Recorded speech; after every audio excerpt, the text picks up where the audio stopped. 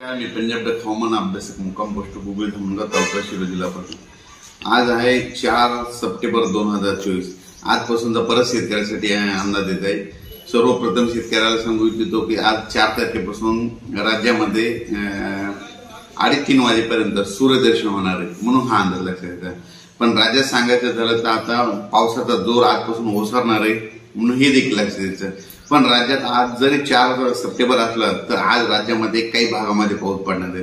तर सांगायचं झालं तर आज राज्यामध्ये सोलापूर, लातूर, बीड, परभणी, नांदेड, त्याच्यानंतर यवतमाळ, हिंगोली, अमरावती, वर्धा, नागपूर, भंडारा, गोंदिया, चंद्रपूर, तसेच अकोला, बुलढाणा या भागात, तसेच जळगाव, जामोद, त्याच्यानंतर धुळे, नंदुरबार या भागामध्ये आज पाऊस येणार आहे, म्हणून हा अंदाज लक्षात यायचा।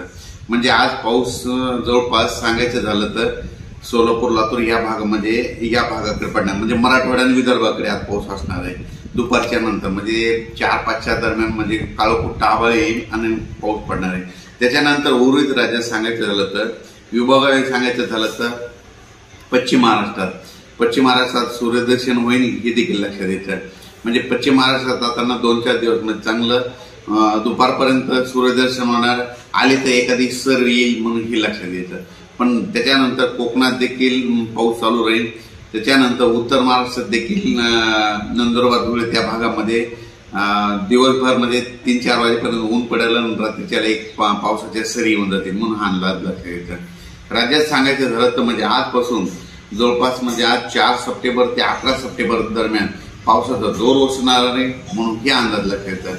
राज्यात एकंदरीत परिस्थिती व्यतिरिक्त राज्यात आता फक्त पाऊस म्हणजे 11 तारखेपर्यंत, म्हणजे पाऊस म्हणजे गणपती आगमन पासून ते विसर्जन पर्यंत राज्यात असणार खूप मोठा असा पाऊस राहणार नाही, म्हणून अंदाज लक्षात येतो। पण पाऊस येणार फक्त दिवसभर समजा कडक सूर्यदर्शन राहील आणि रात्रीच्याला उगा अर्धा-1 तासाचा पाऊस पडून जाईल, सर्वदूर नसणारे ढाग बदलत पडणारे, म्हणून हा अंदाज लक्षात येतो।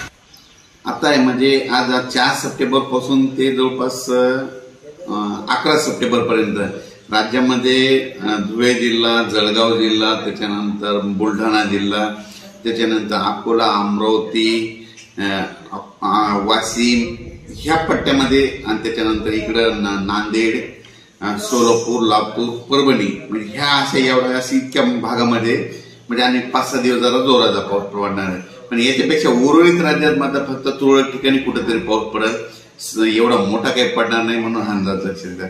फक्त उगा 10-12 जिल्ह्यामध्ये म्हणजे परत एक सांगतो, नाशिकचा वरचा भाग, त्याच्यानंतर नंदुरबार, धुळे, जळगाव, त्याच्यानंतर इकडं सिल्लोड पर्यंत, त्याच्यानंतर सिंदखेड राजा, त्याच्यानंतर जळगाव, जामोद, बुलढाणा जिल्हा, अकोला, अमरावती, वर्धा, नागपूर, भंडारा, वाशिम, हिंगोली, यवतमाळ, परभणी, बीड, जालना, त्याच्यानंतर लातूर, सोलापूर आणि इकडे सांगलीपर्यंत, ह्या भागापर्यंत असं या पट्ट्यापर्यंत पाऊस असा म्हणजे 11 तारखेपर्यंत थोडा जास्त पडणार आहे, म्हणजे लय नुकसानदायक नाही पडणार, म्हणून अंदाज लागेल।